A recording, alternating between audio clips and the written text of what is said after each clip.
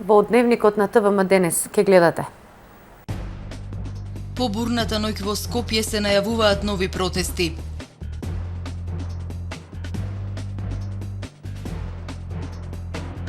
За 4 години Охрид ќе добие современа автобуска станица. Соработка во областа на туризмот, економијата и културата, најави израелскиот амбасадор во Македонија при посетата на Охрид. Ке се уредуваат тротоарите и велосипедските патики на булеварот Туристичка.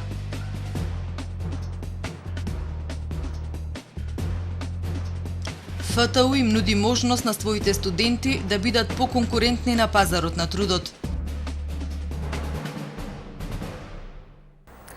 А повеќе за најавените содржини веднаш по временската прогноза, останете со ТВМ. Данкат ви донесува метео на ТВМ.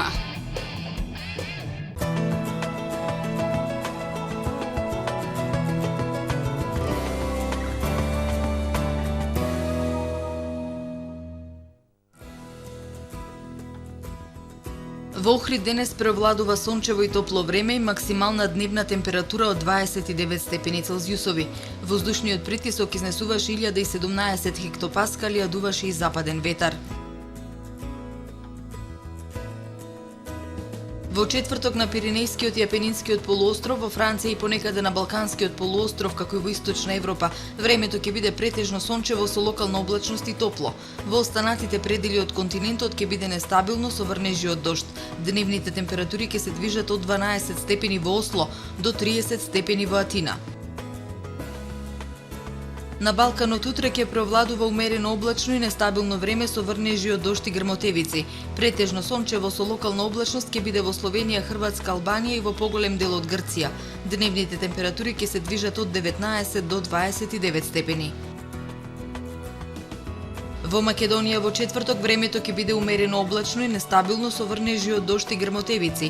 Умерено облачно со сончеви периоди ќе биде во крајните западни и во југозападните предели. Утринските температури од 9 до 20 степени, а максималните дневни ќе достигнат до 21, односно до 32 степени. Во Скопје утре ќе превладува умерено облачно и нестабилно време со врнежи од дожд и грмотевици. Утринската температура од 17 степени, а максималната дневна до 29 степен. Во Охрид во четврток времето ќе биде умерено облачно со сончеви периоди. Утринската температура од 14 степени Целзиусови, а дневната до 27 степен. Во деновите кои предстојат не очекува променливо време со доста сончеви периоди, но и врнежи од дожд во деновите од викендот. Температурите во Охрид од високи 27 за овој период во годината, во недела ќе паднат на 16 степени. Утринската ќе се движи во интервал од 7 до 14 степени.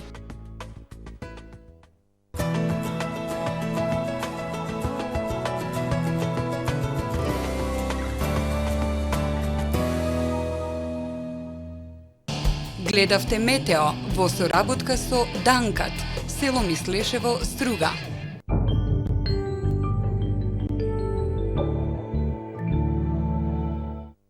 Еднодневна тура за Солун со Макс Травел. Макс Травел 046 26 20 26. Престанете да сонувате, почнете да живеете. Осмо одделенци, коледжот Јахја Кемал е вистинското место за подобри можности и светла иднина. Искористете ја можноста и бидете дел од Јахја Кемал. Побрзајте и пријавете се. Приемниот испит е на 10 мај. Ново инвитро оплодување во Охрид. ПЗУ Захариевски во соработка со врвни експерти од Европа. Сите испитувања бесплатно инвитро на едно место. Остварете ги вашите посакувања. Ве очекуваме.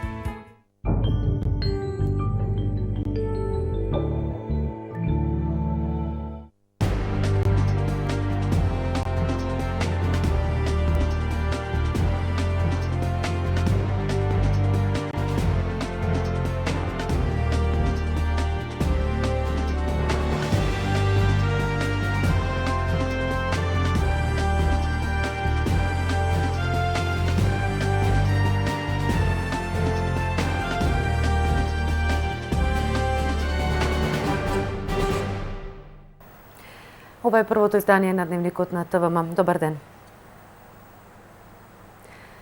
Приведени и повредени демонстранти, повредени полицајци, новинари и фоторепортери, искршени прозорци и портокалова фасада на владината зграда, отфрлените јајца и домати е билансот по вчерашниот протест кој уследи по објавувањето на 29-та бомба на СДСМ за убиството на 22-годишниот Мартин Нешковски во јуни 2011 година.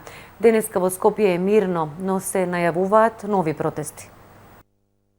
Десетици тепани уште толку приведени демонстранти, повредени полицајци, новинари и фоторепортери е епилогот од синоќешниот масовен протест пред владата. Скршени прозорци, уништена фасада на владата, оштетени автомобили, запалени контењери е сликата која остана по протестот. Неколку илјади демонстранти вчера побараа оставки од премиерот Груевски и цела влада по објавувањето на бомбата од СДСМ, во која тврдат дека првите луѓе во власта сакале да го прикријат убиството на Мартин Нешковски за никој да не понесе политичка одговорност. На собраните фрлаа со јајца, домати и шишиња кон владата и ги повикуваа полицајците и специјалците кои го обезбедуваа местото да застанат на нивна страна. Во еден момент дел од учесниците ги прескокнаа заштитните огради, но беа оневозможени од полицијата да влезат во владата. Тензичната состојба на протестот кулминира околу 22 часот кога полицијата почна да ја разбива толпата со димни бомби и шмркови. Дел од демонстрантите возвратиле со фрлање шишиња, камења и разни предмети по нив, запалили неколку контењери.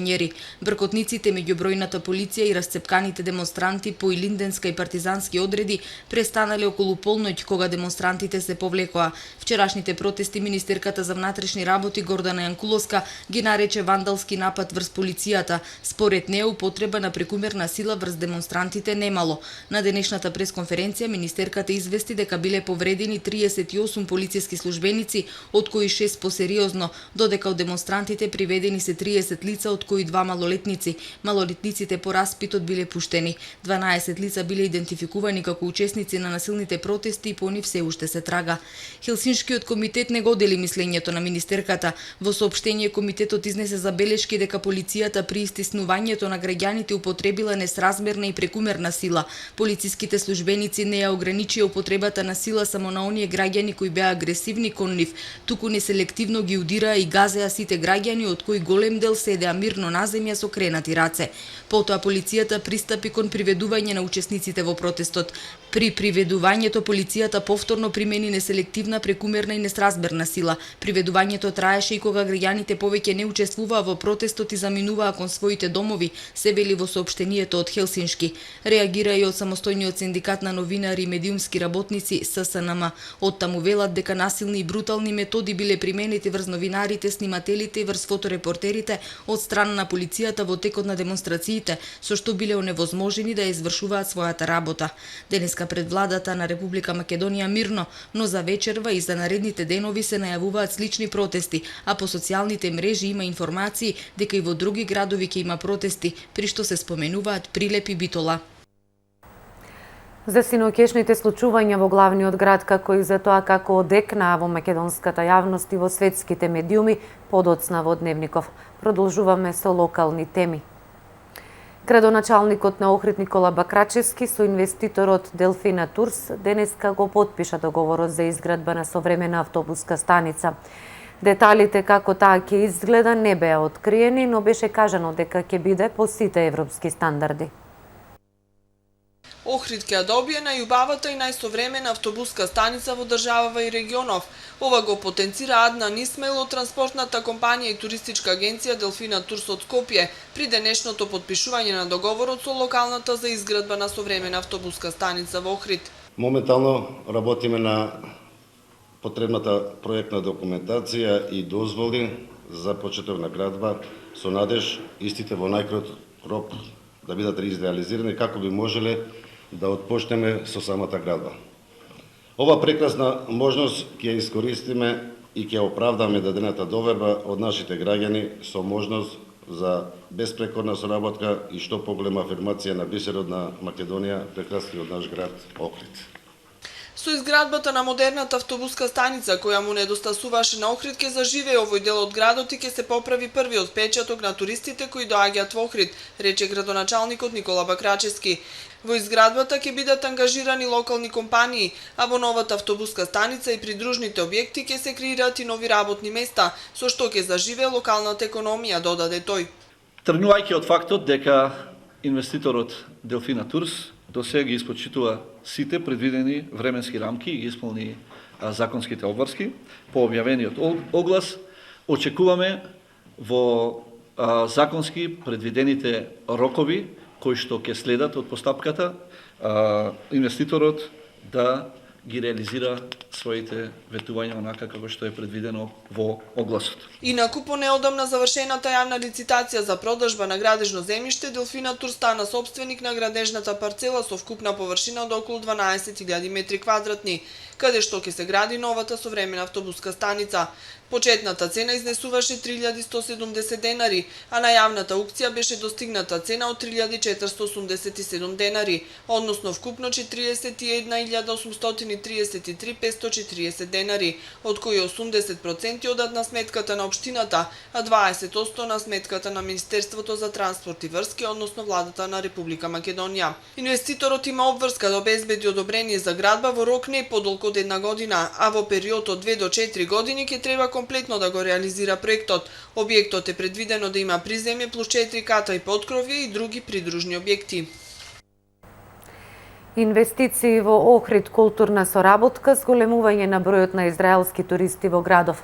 Ова, меѓу другото, е целта на посетата на израелскиот амбасадор во Македонија, Dan Orian, на Охрид. Од секторот за туризам и локален економски развој велат дека во иднина договараат и поголема група израелски туроператори во градов кои би се запознавале со неговите туристички потенцијали. Инвестиции на израелска компанија во Охрид, проширување на културната соработка помеѓу Македонија и Израел, зголемување на бројот на израелски туристи на Охридското крајбрежје. Ова се дел од причините за официјалната посета на израелскиот амбасадор во Република Македонија Dan Orian во Охрид. Тој вели дека втор пат доаѓа во Охрид и во градот гледа огромен потенцијал за кој смета дека ќе биде препознаен од израелските туристи. Почнавме да работиме со овдешната општина на пронаоѓање на начини за зближување на двата народи. Представници од секторот за туризам ни беа во гости во Израел и се надевам дека ќе започнеме соработката и се надевам дека и Охрид ќе биде презентиран во Израел за релевантните израелски заедници и за големите компании. Се разбира, се обидуваме и да поттикнеме и други можности за економска соработка. Оваа неделя ќе имаме представници од најголемата земјоделска компанија во Израел, која исто така работи во здравството и во енергетиката, компанија која се вика El Al. Нивни представници ќе се сретнат со градоначалникот, се надевам, до крајот на неделава. Ѓоко Апостолов од секторот за туризам и локален економски развој вели дека веќе на големо се работи на продлабочување на врските помеѓу Охрид и Израел.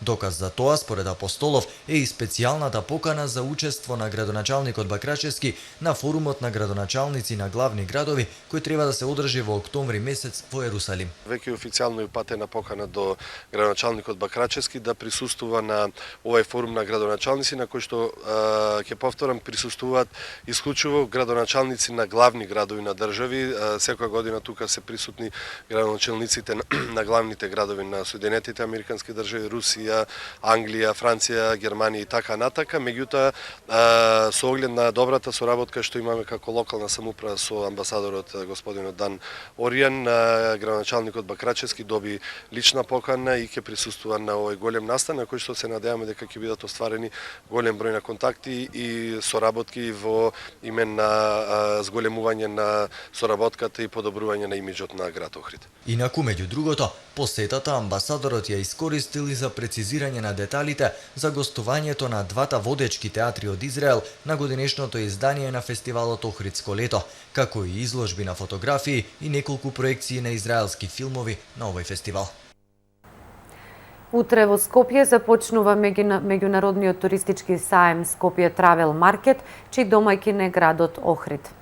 Нашиот град пред посетителите во просториите на Скопски саем ќе промовира пакет аранжмани за рурална и староградска традиција, кои се дел од проектот Истражија скриената традиција на Лихнит и Белото езеро. Предвидено е своје обраќање пред учесниците и гостите на саемот да има и градоначалникот на Охрид Никола Бакрачевски. Во петок пак во рамки на саемот ќе се одржи регионална конференција за туризам и интернационална работилница за локален економски развој, базиран на кластери на која ќе учествуваат повеќе говорници од земјава и странство. Овој значаен настан општина Охрид го реализира во соработка со кластерот 1, Агенцијата за поддршка и промоција на туризмот и Стопанската комора за туризам. Изградбата на кружниот тек на влезот од градот на западната страна ќе биде современо сообраќајно решение со сите пропратни содржини, вклучувајќи го и уредувањето на тротоарската површина, убедуваат од општина Охрид. Покрај тоа, почнувајќи од петлјата на влезот па се до бензинската пумпа, кај спортско-рекреативниот центар Билјанини извори, дополнително од двете страни на булеварот Туристичка се изработува проект со кој ќе се уредуваат јавните тротоарски површини и велосипедски патеки. Течат градежните зафати околу изградбата на кружниот тек на пресекот помеѓу булеварот Туристичка и улицата Бистрица на западниот влез од Охрид. Жителите од овој дел од градот и покрај тоа што неодамна ги слушнаа најавите од првиот човек дека на таа градежна локација ќе никне ново современо сообраќајно решение со одредена резерва, гледаат на тоа, односно стравуваат дека нема да биде уредена тротоарската површина. Љупчо Танески од секторот за комунален развој, сообраќај и улици вели дека тоа не е точно. Во однос на шпекулациите дека нема да постојат тротоарски површини на овој кружен тек, како ние како сектор за комунални дејности при општина Охрид категорично ќе да го демантираме тоа. Значи, функционални ќе бидат постојните тротоарски површини на овој потек. Танески најавува дека паралелно со веќе најавените проекти ќе се прават и дополнителни зафати, се тоа во интерес на градот. Во тек е една постапка, поширока, помасовна постапка за изработка на проект со кој што ќе се уредат тротоарските површини и велосипедските патеки долж целиот булевар Туристичка на влезот од петлјата до бензинската станица кај спортско-рекреативниот центар Билјанини извори, кој што проект целосно и комплетно ќе ги уреди јавните тротоарски и велосипедски површини долж булеварот Туристичка. Покрај фирмата изведувач која го доби тендерот за овој проект, акционерското друштво Илинден Струга, во активностите се вклучени двете охридски јавни предпријатија Нискоградба, која што на градежната локација веќе постави нова атмосферска канализација, како и работната единица Водовод, која што обезбеди технички водоснабдителен систем за техничка вода за наводнување на кружниот тек.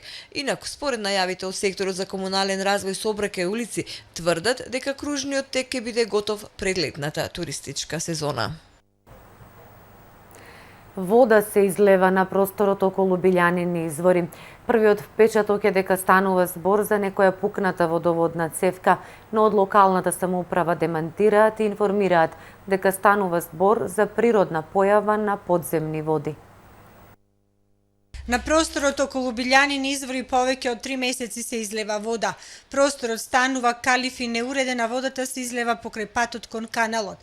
На прв поглед посетителите помислуваат дека станува збор за некоја пукната водоводна цевка за која никој не се погрижил да ја поправи, но од локалната самоуправа уверуваат дека не станува збор за никаков дефект, туку за природна појава. Значи тука точно е, ние сме забележили дека има излевање на вода, меѓутоа таа е изворска вода.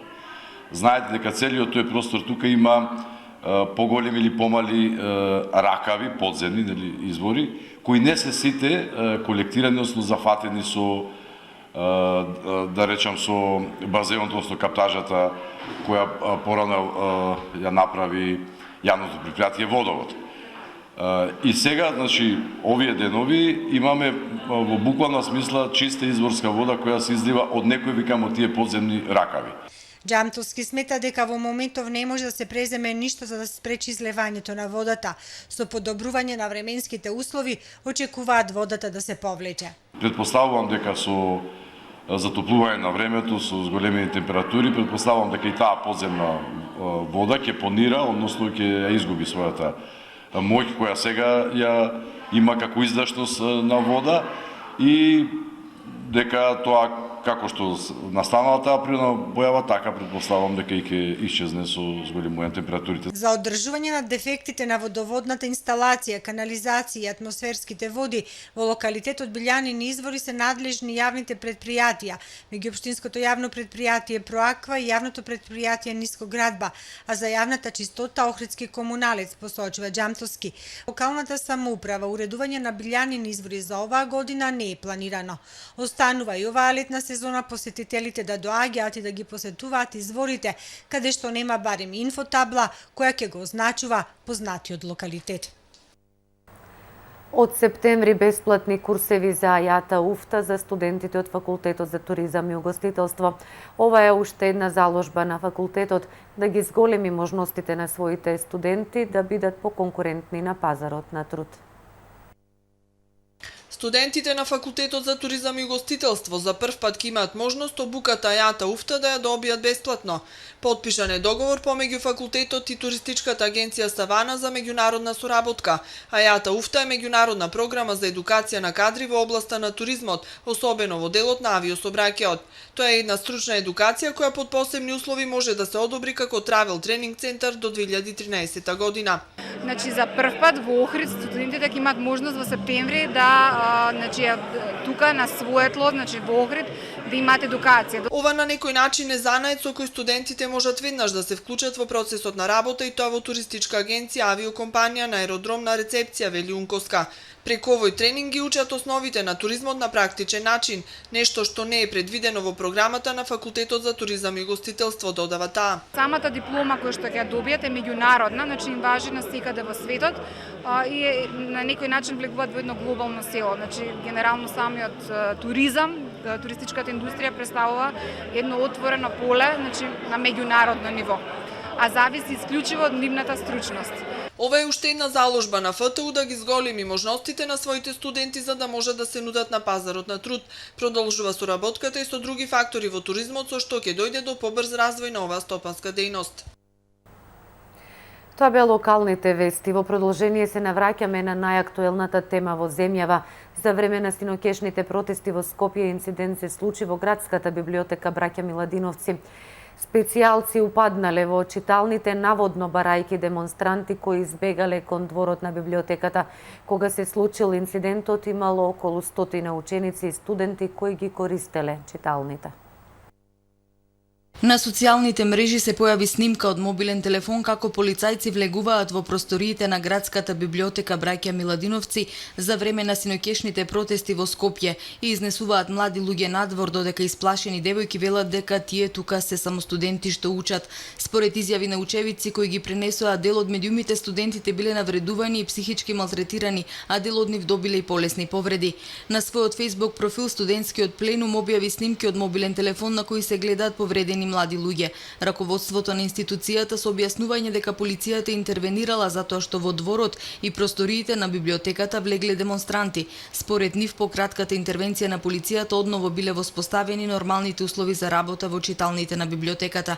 Министерката за внатрешни работи Гордана Јанкуловска потврди дека полицијата влегла во градската библиотека и дека таму привела едно лице. Јанкуловска рече дека акцијата во читалната во библиотеката била легитимна. Директорот на градската библиотека Бранко Цветковски денеска изјави дека потребниот мир во библиотеката која работи 24 часа ќе го обезбедат со засилена чуварска служба за да ги заштити корисниците на читалните од какви било упади во иднина.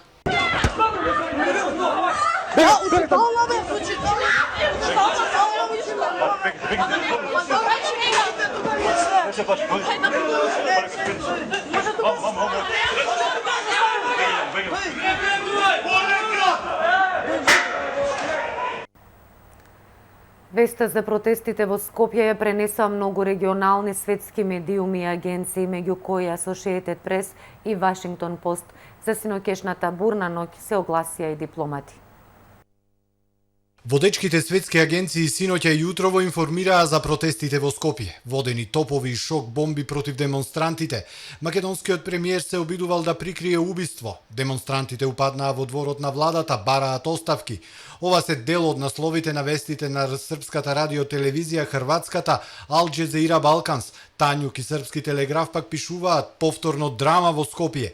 Информациите за судирите меѓу полицијата и демонстрантите се и на насловните страници на Вашингтон Пост, Reuters, France Press и останатите светски агенции. Извикувајќи убијци, демонстрантите бараа оставка од владата, пишува агенцијата France Press. Ќорсокакот ја турна земјата во длабока политичка криза и ја поттикна Европската унија да ја покрене диалог, наведува France Press, која објавува дека опозицијата најавила масовен антивладин протест за средината на мај. Новинската агенција Associated Press наведува дека од хаосот во Скопје дошло откако македонскиот опозицијски лидер го обвини премиерот за обид за прикривање на убиството на Мартин Нешковски. Associated Press ја цитира и министерката за внатрешни работи Гордана Јанкуловска, која го обвини заевза, како што се наведува, монструозна конструкција на мрачно сценарио за политички цели. Reuters пак наведува дека на протестите имало над 2000 луѓе и при тоа некои од нив палеле контејнери и фрлале камења врз полицијата, која обезбедувала владината зграда, пошто интервенирале полициските сили кои ги растуриле демонстрациите. Преку социјалната мрежа Facebook се огласи Ерван Фуере, поранешниот шеф на делегацијата на Европската унија во Македонија, со поддршка за учесниците во протестот. Нема камена палата со колку дебели зидови дае која ќе ги заштити оние кои се кријат во неа, кои ги изгубиле кредибилитетот и легитимитетот да останат на власт од волјата на народот. Сега е времето за промена, напиша Фуере.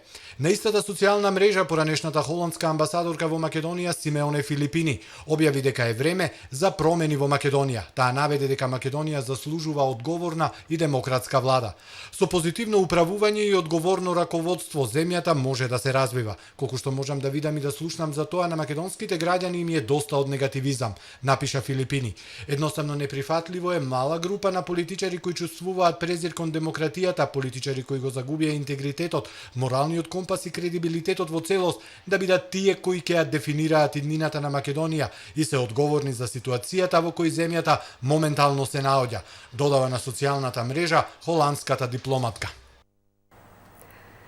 Демократска обнова на Македонија Дом донесе одлука за излегување од владината коалиција. Одлуката за излегување од владината коалиција ја донеле на вчерашната седница на извршниот одбор на партијата, на која ја разгледале политичката ситуација во земјата. Беше заклучено дека со овој чекор Дом ќе помогне во разрешувањето на длабоката политичка криза која е закана за стабилноста на Република Македонија. Ова одлука ќе биде предложена на Централниот одбор што ќе се одржи деновиве, се вели во соопштението од партијата Дом. Време е да ги погледнеме и најновите настани од светот. Најмалку едно лице загинало, а 30 се повредени во силното невреме што ја погоди северна Германија. Торнадото предизвикано од невремето кревало автомобили и до 70 метри височина, а биле оштетени и повеќе згради. Предизвикана е голема материјална штета. Силните ветришта ги прекинале автобускиот и железничкиот сообраќај што довело до сообраќаен хаос. Германските медиуми јавуваат дека биле измерени ветришта со брзина од 119 км на час во околината на Ахен. Невремето следело по невообичаено високите температури за овој период од годината. Франција донесе закон за масовно прислушкување на граѓаните. Француските пратеници со големо мнозинство го изгласале законот кој ќе ја даде на државата широки овластувања за прислушување на своите државјани. Новата мерка ќе им овозможи на властите да ги шпионираат дигиталните и мобилни комуникации на секој кој е поврзан со терористичка истрага без, како што беше досега, да се побара дозвола од судија. Во рамките на новиот закон исто така давателите на интернет и мобилни оператори ќе бидат обврзани да обезбедат информации на властите без претходна судска наредба за тоа. Разузнавачките служби ќе имаат право да поставуваат камери и направи за снимање и во приватни стамбени објекти. Инаку овој закон е дел од голем број владини реформи кои се одржуваат во позадината на тековните закани од џихад во Франција по нападите над редакцијата на Шарли Ебдо во јануари оваа година. Администрацијата на американскиот председател Барак Обама понудила награда од најмалку $20 милиони за информација која би довела до 4 лидери на групата Исламска држава.